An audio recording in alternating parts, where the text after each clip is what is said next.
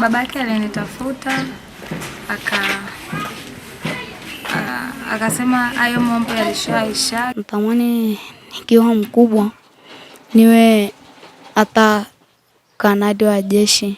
Mfanyabiashara wa uuzaji wa samaki wa jumla mkoani Mwanza aishiye nchini Marekani anayefahamika kwa jina la Cloud Maheshe ameielezea Swahili Media kuwa ameguswa na changamoto ya maisha ya mwanafunzi wa kidato cha 3 katika shule ya sekondari Muriet jijini Arusha aitwaye Daniel Jeremia mwenye umri wa miaka 15 na ameamua kumsomesha hadi chuo kikuu pamoja na kumtafutia kazi atakapomaliza masomo yake. Claudia akizungumza na Swahili Media kwa njia ya simu leo Februari 3, 2025 amesema kuwa mbali na kumsomesha mtoto huyo Daniel maarufu kwa jina la Junior, atatoa gharama za kumtibu mama yake ambaye ana tatizo la kutokwa na damu puani pamoja na kumfungulia biashara ambayo itamsaidia kuingiza kipato kwa siku. Ikumbukwe kuwa mwanzo wa kisa cha Junior ni baada ya kutoroka nyumbani kwa madai kuwa anamuonea mama yake huruma kwa namna anavyomhangaikia katika maisha yake, ambapo baadaye alipatikana na kueleza kuwa alikwenda kutafuta fedha kwa kubeba mizigo sokoni na stendi kuu Arusha ili baadaye arejee amsaidie mama yake ambaye anaumwa. Hii ni Swahili Media, usisahau kulike, kusubscribe, kushare na kucomment. Jina langu ni Cloud Maheshe, ndio jina langu. Unajua video ambayo mliposti kwa ajili ya mtoto kutoka nyumbani, nilisikia naguswa sana kwa sababu hata na mimi pia nilipita katika hiyo maisha. Nimempoteza baba bado ningali mdogo, mama amenilea peke yake. Maisha yalikuwa magumu sana, kula ilikuwa shida, kusoma ilikuwa shida. Sasa Junior kutokana na hiyo nisikia moyo unanigusa, na pia kitu kikubwa niliona upendo ambayo anayo kwa mamake. Hiyo ilinigusa sana, nikasema mtoto ni mtoto mzuri sana na anaweza akasaidia familia baadaye, na sio tu mama yake ila anaweza akasaidia hata watu wengine baadaye. Unaona, kwa sababu mimi huwa nasaidia watoto sana. Nina wengine watoto ambao nasaidia, ninawasomesha pia, na watoto 4 tofauti na Junior. Junior ndio atakuwa 5. Asa ndo nikaamua nikasema acha nimuongeze naye ili nimsomeshe pia na wenzake, kusaidia kumtibisha hata mama mzazi pia na kumpatia hata mtaji wa kufanya kauchuruzi kidogo ili imsaidie kumpeleka. Mtoto atakuwa anakuja kwenye likizo, anakuja kusalimia mzazi, na mzazi pia nimemwambia nitamtibisha. Wakati namaliza mtibisha anakuwa na afya njema, anajisikia nguvu muda wote ule, akihitaji kwenda kumuona mimi mwenyewe nitakuwa natoa nauli, anaenda namuona kwa sababu atakuwa Geita pale. Daniel Jeremia au Junior, kwa sasa hivi nasikia amani, maana mamangu amepata mtu wa kumtibia ugonjwa wake ambao ulikuwa unamsumbua mpaka apone, na mimi hapa nimepata mfadhili wa kunifadhili masomo yangu kuanzia kidato hiki ndicho kuwepo mpaka chuo kikuu, na najisikia amani mpaka sasa hivi. Sasa nashukuru Watanzania kwa kujitolea michango yao, maana bila hao najua hata tusingefika hapa sasa hivi tulipo. Naomba kama nyinyi wa Tanzania na huo moyo wenu ambao mnao, ambao muendeleo nao hivyo hivyo, Mungu atawasaidia. Aliniambia kwamba na yeye amepitia haya mazingira ambayo mimi nimepitia sasa hivi, ndio maana ameamua kunichukua na kunisomesha. Mnaambia naenda kunisomesha Mwanza, maana huko ndo kuna kiwanda chake cha samaki. Ndio nakasema na watoto 4 ambao ameshachukua na wasomesha. Itabidi niende, maana nikienda nitakuja kumsaidia siku za baadaye. Nikisema nibaki hapa nyumbani haitafaa. Ilianzia mbali kidogo, niliishia hapa nyumbani, nikaelekea stendi, nikaenda kutafuta kazi, nalala hapo stendi, ndo nikapatikana, nikarudishwa nyumbani. Nikaulizwa ni kwa sababu gani nimerudi nyumbani. Nilikuwa sababu ni kutafuta hela ili kumsaidia mama wangu, na Mungu amenisaidia, wametokea wafadhili wametusaidia. Natamani nikiwa mkubwa niwe hata kanali wa jeshi.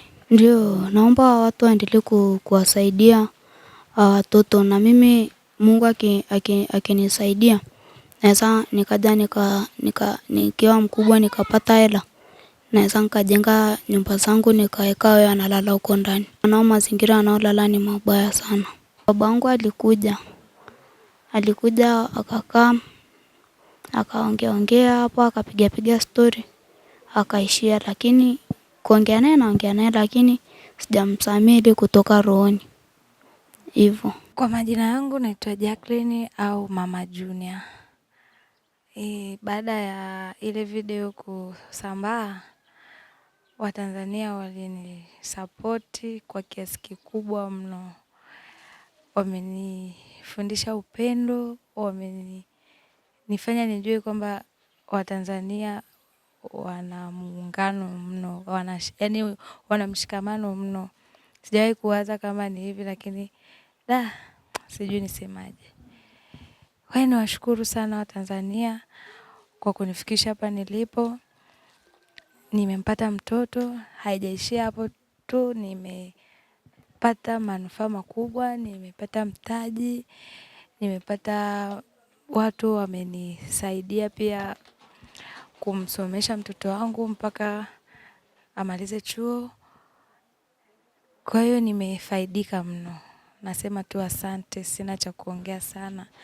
Niwashukuru tu Watanzania wote, wa Kenya, watu wa Marekani. Niwashukuru sana. Mungu wangu awasaidie sana, watunze. Mimi nilitoa hii taarifa kwamba mtoto wangu amepotea. Nilichokuwa naomba ni mtoto wangu apatikane. Niseme tu Mungu ana sababu. Hii ilikuwa ni njia ya mimi kusaidika. Ndio. Kwa hiyo nilikuwa tu nataka mtoto apatikane, lakini haikuishia hapo, nimepata vingi mno. Mimi baada ya kumpata mtoto wangu, sikuwaza kama mtoto wangu atakuwa na maneno mazito kama yale. Lakini nilishangaa, yani alivyoongea vile, alinikumbusha vitu vya mbali ambavyo mimi tayari nilikuwa nimeshavisahau, kumbe alikuwa navyo bado vinamuumiza kwa muda mrefu. Sasa hivi hapa ninavyoongea nimepata milioni 12, nimepata watu wa kunisomeshea mtoto, nimepata watu wa kunitibu. Ndio. Simu ni nyingi mno, simu karibia 200. Sio usiku, sio mchana. Hao watu wana moyo jamani. Wananiuliza, "Wewe ni Mama Junior?" Naambia ndio. Pole. Mungu awatunze jamani. Nimeona hii video, nimeumia, mtoto wako amenifurahisha sana. Mtoto wako tunamwombea, mtoto wako sio mtoto wa kawaida. Ni mtoto ambaye amekuja kutuliza sana. Wengine wanakuambia mimi nimeangalia tu hii video nimeshindwa kumaliza.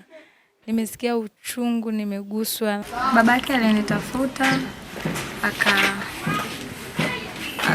akasema hayo mambo yalishaishaga, kwa nini mtoto amekuja kuyaongelea hivyo? Anapigiwa simu na watu wengi. Anaambiwa kwa nini umefanya hivyo? Kwa nini ulifanya hivyo? Kwa hiyo anasema simu nyingi zimekuwa za lawama. Anasema nyinyi mmenifanya mimi watu wanichukie. Wewe ukamjibu labda? Nikamwambia ni matunda uliyopanda. Ndio, kuna mtu wa Marekani alinipigia simu akaniomba amsomeshe Junior. Nikaona sio mbaya. Nikamkubalia. Kwa hiyo nimelikubali, halina tatizo, anaenda kusoma. Labda anaenda kusoma wapi na lini? Anaenda kusoma Geita. Nikishamaliza taratibu za uhamisho ataondoka. Ndio. Labda utaweza kukaa mbali na mtoto wako? Itakuwa ni ngumu, ila kwa sababu ya mafanikio yake baadaye itabidi nijikaze tu. Hakuna jinsi. Kwa baba. Yaani hata kama watu tunagombana, lakini sio kugombana mbele. Watoto wanabeba vile vitu wanaishi navyo. Vinawaumiza, vinawatesa sana. Msiwapige wanawake. Hata kama ni kugombana, lakini gombaneni tofauti na watoto wakiwepo hapo. Nitahitaji kujua mtoto wangu anapoenda ili hata ikitokea tatizo nijue ni wapi mtoto wangu yuko. Kwa hiyo siku anapoenda nitatoka naye hapa, nitaenda mpaka hapo nikapaone ndio niweze kumwacha. Ndio kuna mawaziri walinipigia simu, na Waziri Mavunde alinipigia simu akanichangia. Kuna kiasi alinichangia na naibu waziri TAMISEMI pia alinipigia simu akanitia moyo, akanichangia pia kiasi. Naye wameniahidi pia kunisaidia. Ndio. Labda utakuwa nini sasa kwa wananchi wa Tanzania? Nakumbuka kutoka ulivyoenda stand kubwa alisema kuna watoto zaidi ya wao wanateseka. Utakuwa nini sasa kwa